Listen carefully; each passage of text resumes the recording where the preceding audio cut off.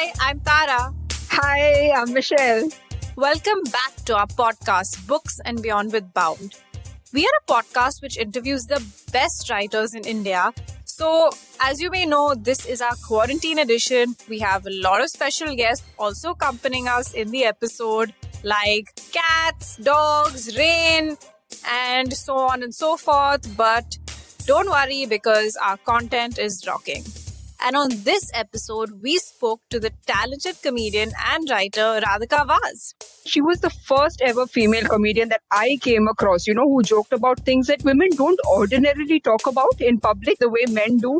So I always wanted to talk to her, Tara, and I can't believe that we actually did. Yeah, her jokes are hilarious, and I loved her memoir. I think it's one of the most honest memoirs I've read. Usually when I read memoirs, I like them, but I always do feel that there's a veil or a curtain. But in this one, I felt that she was absolutely honest and just herself. And in person, she turned out to be exactly like her book. Humble, funny, vulnerable, and so cool. So, let's dive in.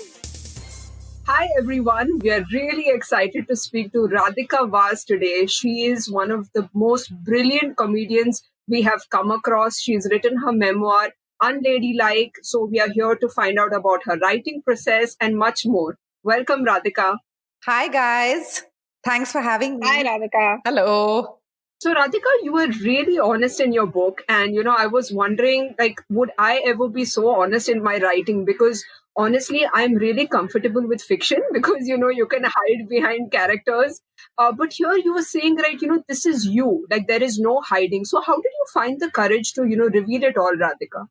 So, I also feel, as a non-fiction writer, for me, of course, that's the holy grail, writing fiction. Firstly, by the way, I'm so happy people think I'm a writer because I feel like as a stand-up comic, we have such low self-esteem about our writing capabilities. So I'm always very flattered to know someone's like, oh, she's a writer. And then I feel like a big fraud. I'm like, no, they're going to find out I'm not a writer. But so for me, I just feel a fiction writer, actually, you're so daring. And even a fiction writer, you're writing so much from places that you've somehow dreamt of or thought of. So even that's super brave, right? Because some of the stuff you guys dream and think of is pretty hardcore stuff. So I would say it takes the same amount of courage, frankly. That's my feeling. I started doing stand-up comedy and I started doing improvised comedy before that. And I think because there's no time in improvised comedy to sit and edit yourself, whatever's in your head just comes out. And so that definitely helped me with having the courage. And I you can't see me right now, but I'm sort of using air quotes around the word courage, to have the courage to say stuff that maybe some people wouldn't, only because I wasn't allowed to censor myself while it was coming out of my mouth. So whatever I thought came straight out. And then I got used to that, which is kind of where my stand-up comedy also comes from. And I think I'm very inspired by women who do just say what's on their mind. So I think for me, those role models came into my life when I started doing comedy. And then it sort of went from there. Yeah, when I was reading your book, Radhika, I love the honesty. So I was taking screenshots of, the parts where, you were just out there and I was sending it to my friends and my friends are like, oh my God, did you write this? It was like you were speaking, all the things that I think in my head, but I never say to anybody. So, and then Michelle and I were reading it together and we were, Please share the screenshots with me. I will. Yeah. What you're talking about.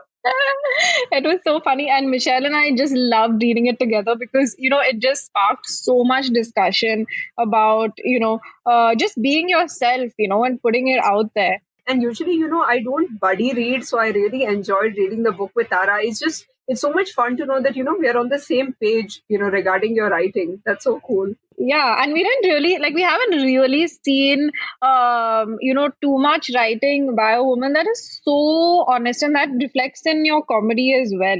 Oh, thanks, you guys. I love the phrase buddy reading. I didn't know that such a thing existed, but I kind of see the point of it. Actually, it's a cool way to to read something, because then you can talk about it immediately with someone who gives a shit about it. Yeah. Exactly. Yeah. Because I'm like, oh my God, like I must share what we're reading, and we must discuss it together because we want to share it right away. So but Radhika, so when we were doing our research about this, we learned that this book is actually commissioned.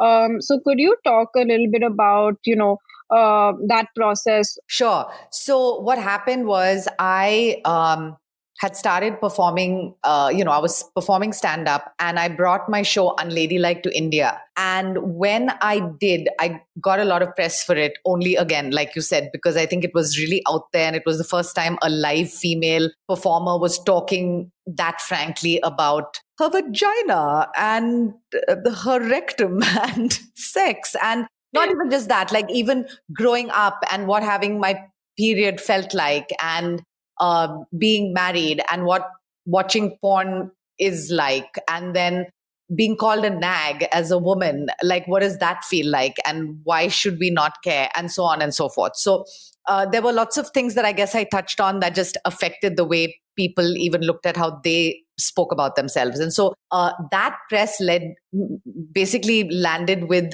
an editor, my editor Simar, and she wrote to me saying, I just saw this article about you, and I've done a little bit of research, and based on that, I was just wondering whether you'd be interested. Oh, I used to do a blog. This is so far back, I'd forgotten about it. Oh, wow.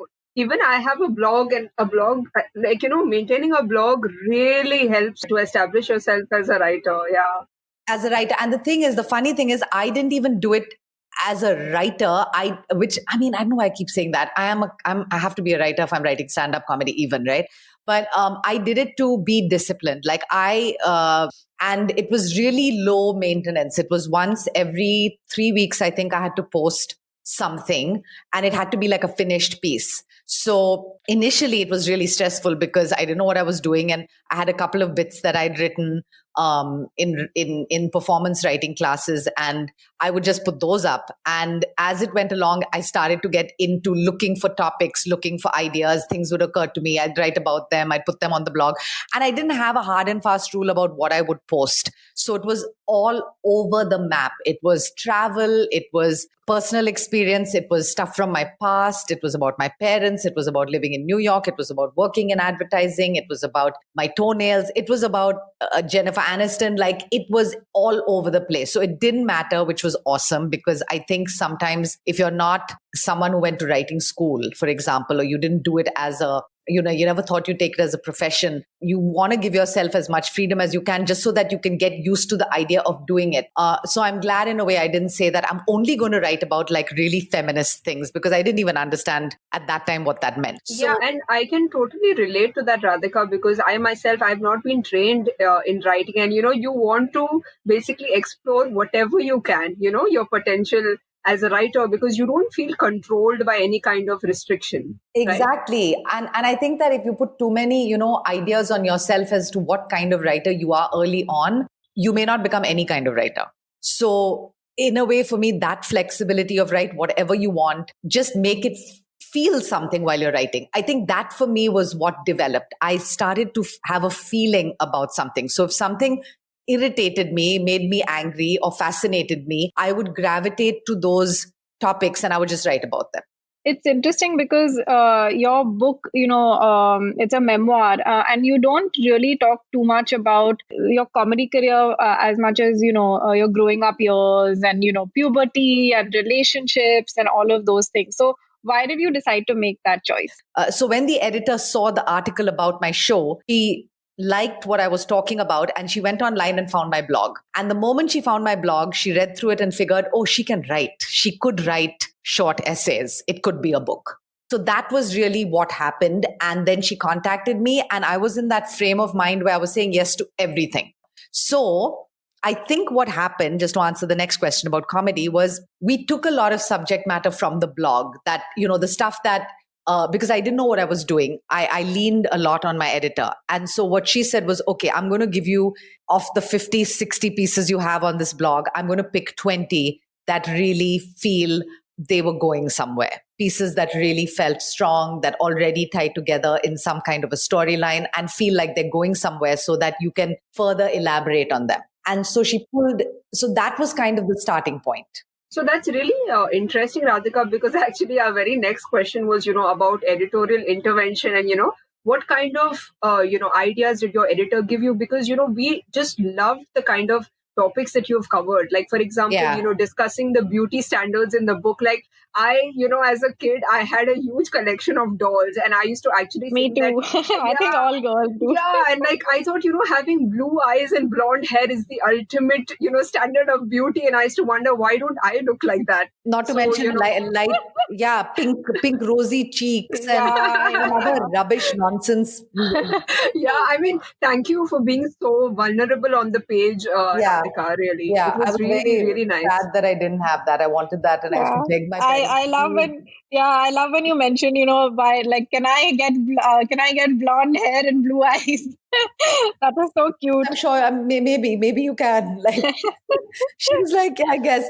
I mean, my poor parents, really, I feel bad for them. But anyway, about the comedy, I think the reason we didn't focus that much on it was because it felt like that was probably the newest thing in my life. And I hadn't personally had enough experience with it for me to really write about it. And I was very conscious of that as I went along. And I do feel, as far as editorial intervention is concerned, the writer and the editor have to be on the same page. They have to trust each other. I think we built a lot of a really good working relationship, which was very important. Definitely. And since it's a memoir, a lot of the events happened way back in the past. So how did you, recreate those events so skillfully? There's so much description, there's so much dialogue. Did you, have diaries that you went off of, or how did you create those? I think that I had a lot of storytelling practice as a child. So a lot of the conversations I've had over the years about my past have been probably helpful because I don't keep a diary. But I do have a freaking crazy memory. I mean, my friends keep accusing, like they hate that about me because I will You're very lucky. I am. I have the worst memory. Well, that helps and then it doesn't sometimes. You know what I'm saying? Because some of the shit I'd like to forget, I can't. I'd be like, I wish I could forget that. I wish that would not remain in my head as a memory. And that was the other thing. I couldn't write about everything. I could write about specific things. There are specific periods of my life which are far more vivid and far more entrenched in my memory than others. And there are reasons for that. They were very big changes. I have a lot of photographic evidence. So there are certain parts about my childhood, especially my time living in Iraq, which is where some of the stories really were from, where I have a lot of photographs. And also talking about, vivid scenes, Radhika. So something that really stood out for me, at least, in the book was how honest you were about the bullying experience, for like, I'm sure all of us girls have experienced it in some way or another in school.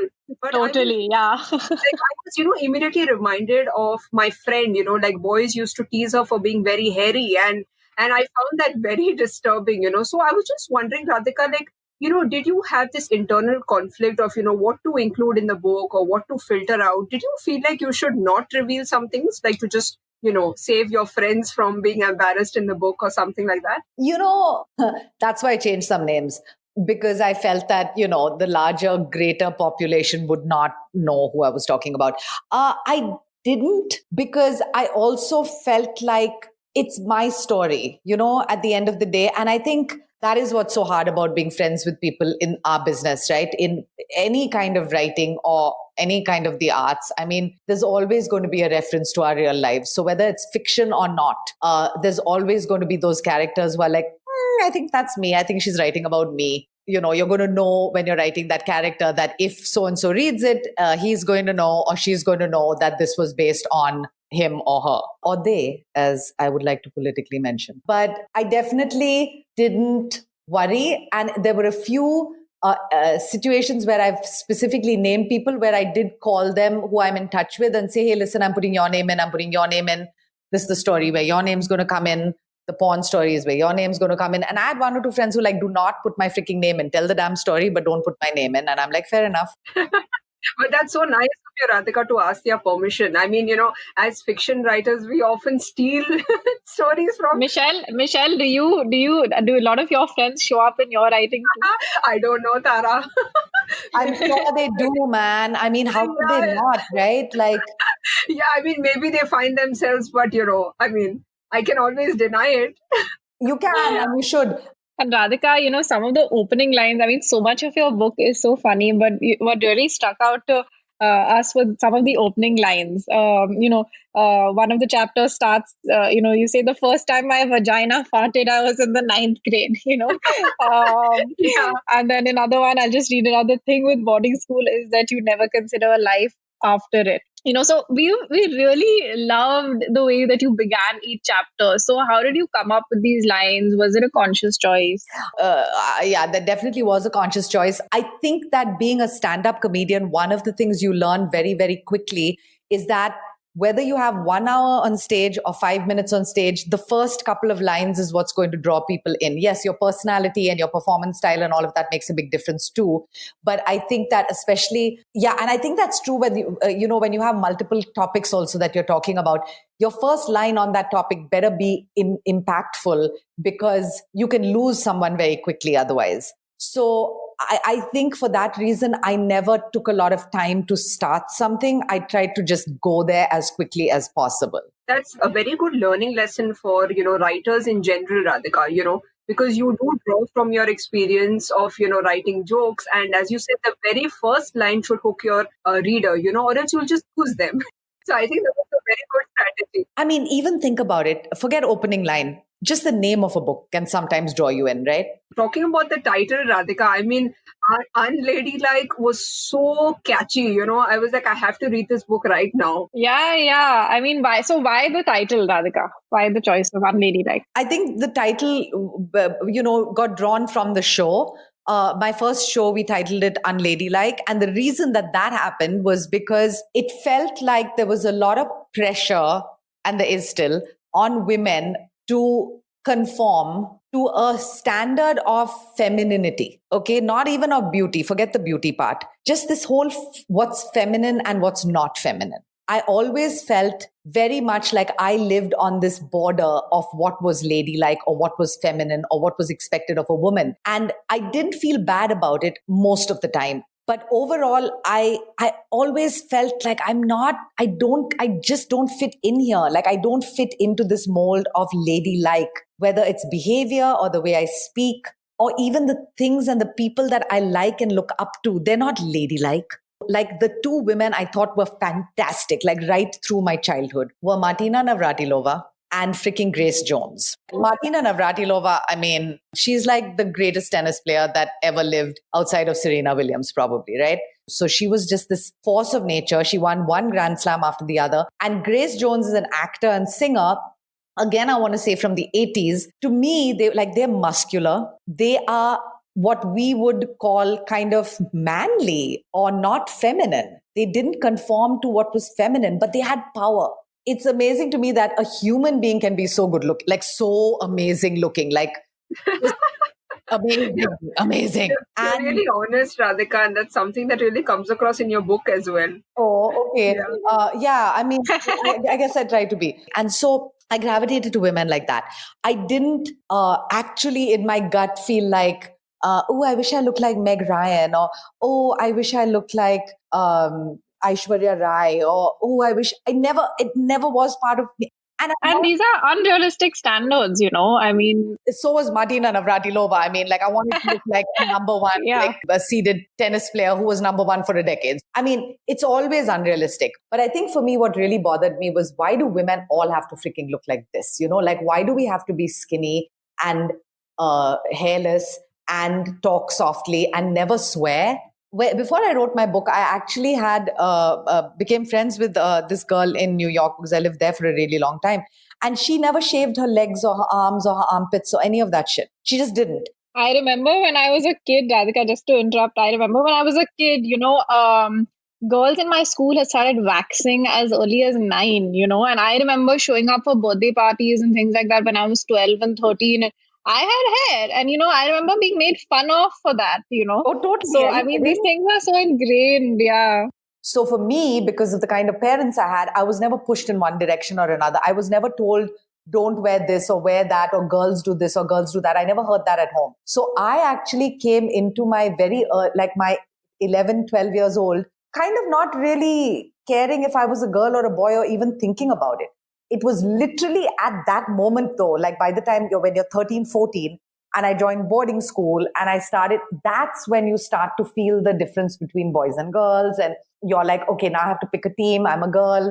Now, what kind of girl am I? Then you start to see the girls who are popular. But what's so interesting is that, you mentioned in earlier interviews that your comedy is not agenda driven, and it's very, and that was very obvious in your book as well, where we really didn't feel like you were driving a particular agenda, but you were just being honest, and that's something that we really, really appreciated. Yeah, I recently got asked that question, I think, by somebody who said, should women comedians be talking more about like feminist stuff?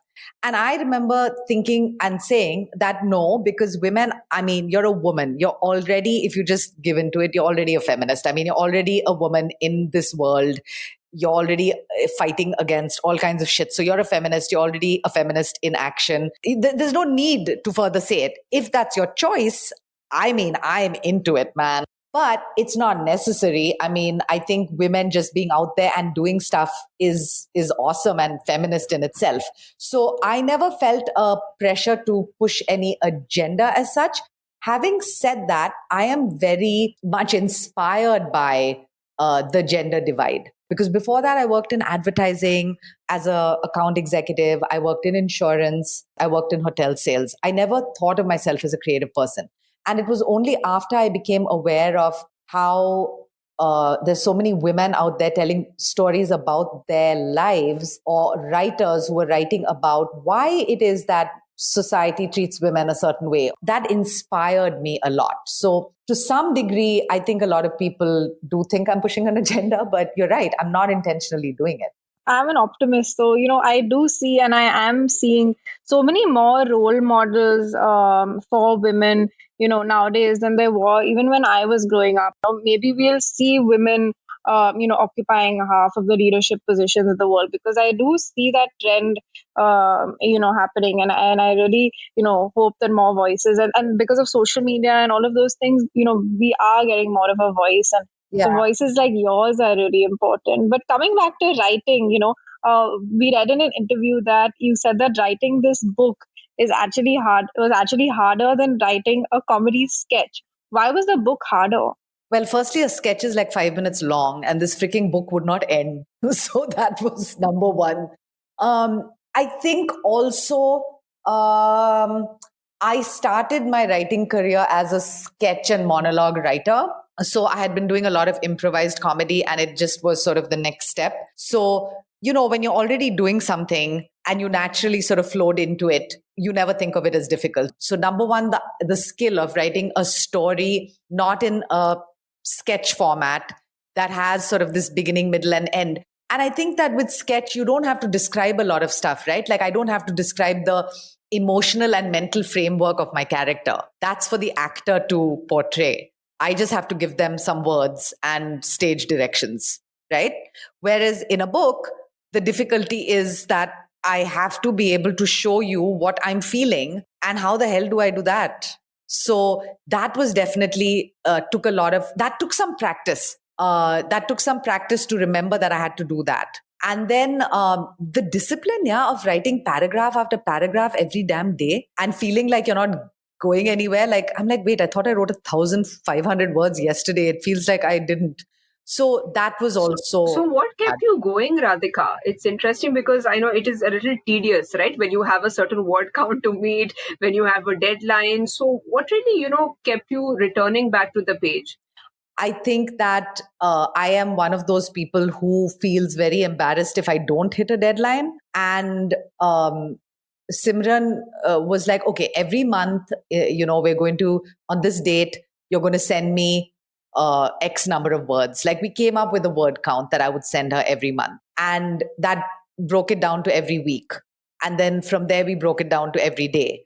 And I just had to freaking sit down and write. And I think, one more thing that did help me is that, again, my friend who made me write the blog, Marina, she told me, she said, look, even if it's a piece of shit, it's better than nothing. Like, why are you putting so much pressure on yourself to write David Sedaris's? Like, why are you doing that to yourself? Like, why are you comparing yourself to anybody? They're already there.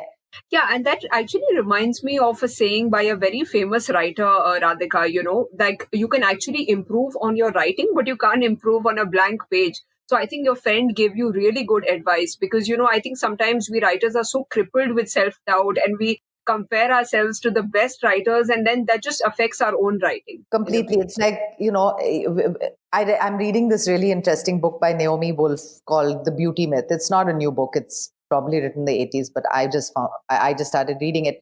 And it's the same thing about how we think of ourselves, period. If I go and compare myself to the most beautiful woman on earth, and if I believe that I can't take my freaking clothes off until I look exactly like her, until my body is shaped like Kim Kardashian's, I'm never going to have sex. I'm never going to enjoy sex. I'm never going to enjoy myself.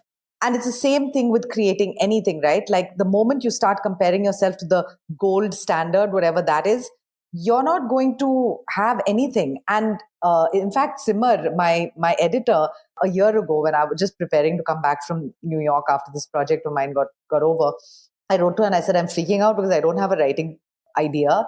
And I kind of have a writing idea, but I don't have a writing idea and I don't know what to do. And she sent me this article written by a writer whose name I've forgotten, but it is called The Shitty First Draft. So literally now, the project I'm working on, I've named my first draft The Shitty First Draft. So that's how it's saved in my computer, The Shitty First Draft. Wow, that's smart. Yeah, because I'm like, it's so shitty that it doesn't even matter. I just have to finish it, right? And I'm finding it's so liberating because now that I've finished it, so I'm not writing I'm not writing prose. I'm not writing a book right now. I'm writing what do you call it? A script, and it's a short script. It's only like for a 20-minute thing, but because I've never written that before, I was struggling with it. And then I got this shitty first draft idea. I was like, wait a minute, Simar sent me something. Let me go and look. And then about 2 weeks ago, I reread that because I'd saved it. And I was like, you know what? It just needs to be shitty. But the main thing is that it'll be there. And then I have pages that I can mark up and change stuff and move forward. And it really helps to release the perfection. Yeah, and Radhika, we also read somewhere that, during lockdown, you are trying different forms of writing. And as you mentioned, now you're working on a script, so how has the experience been like, moving between forms, like, writing a joke, writing a book, and now scripts? I think some of us like to punish ourselves by not sticking to one thing and getting really good at it. We need to be all over the place, trying all kinds of different things that for whatever reason. So I think some people are just like that. And I think I just am one of those people. So it's not even something that I've consciously set out to do. I was writing stand-up when the book idea came to me. And then once the book started to go, Times of India wanted me to write columns for them. And then in the middle of all of that, I had developed this character online, like a YouTube thing. And that became a sketch show. And then, the sketch show got picked up and we were commissioned to write a couple of scripts that were TV show length. And that finally, unfortunately, didn't go anywhere. So for me, it's stressful because I keep thinking, shit, man, I should just be writing stand-up, or why am I not just writing my next book? Why am I not focusing on the areas that I already know? But this thing is in me. I have to do it. And if you don't have that thing in you, then great, it's fine. But if it's in you, then you have to let it out, Right. And sometimes it's fun to explore different forms and experiment as well. I think so. It's style, right? It's just a question of seeing whether you can or you can't. And I don't know. And again, I think it has to be innate. I would not advise someone who had no desire to write a particular type of thing to write it. You know what I mean? Like if you have no desire at all to write stand-up comedy, why the hell would I make you? Right. And it's really interesting because the Indian comedy scene is booming right now, and there's so many people who want to enter and stand out within the scene. So as somebody who's, successful, what can one do to really, develop your own voice? And maybe this is a hard question, but what are the elements that really go into writing a good joke or connecting with your audience? See, for everyone, it's different. how you find your way into telling a story is unique to every one of us.